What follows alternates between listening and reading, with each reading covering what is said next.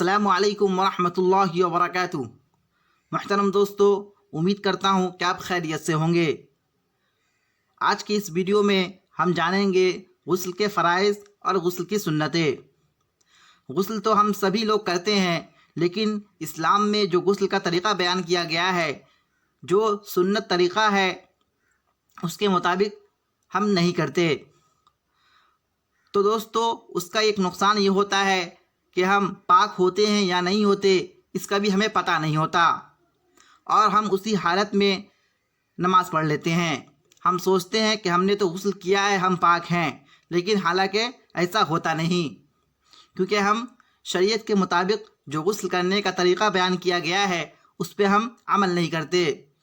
تو دوستو، اسی کو ہم اس ویڈیو میں آج جان لیں گے، تو اس سے ہماری نماز بھی درست ہوگی، ہماری نماز بھی قبول ہوگی، اور جو عبادت ہم کرتے ہیں وہ بھی قبول ہوگی۔ تو چلیے شروع کرتے ہیں بلا کسی تاخیر کے۔ غسل کا بیان۔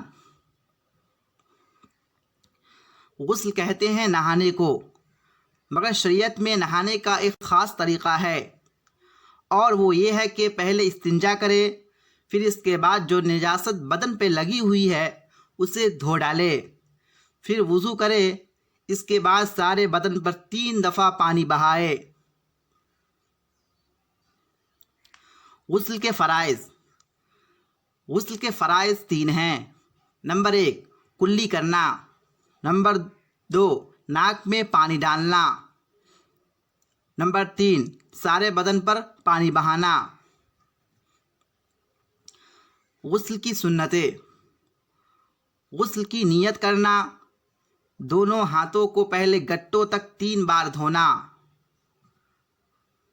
بسم اللہ پڑھنا، شرمگاہ کو غسل سے پہلے دھونا، اس پر نجاست ہو یا نہ ہو۔ وضو کرنا، 3 مرتبہ سر اور تمام بدن پر پانی بہانا، قبلہ کی طرف منہ نہ کرنا، تمام بدن پر پانی مل لینا تاکہ ہر جگہ پانی اچھی طرح پہنچ جائے۔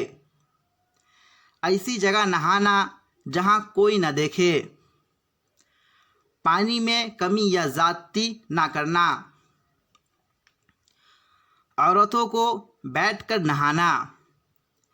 نہاتے وقت کوئی بات نہ کرنا، کوئی دعا نہ پڑھنا۔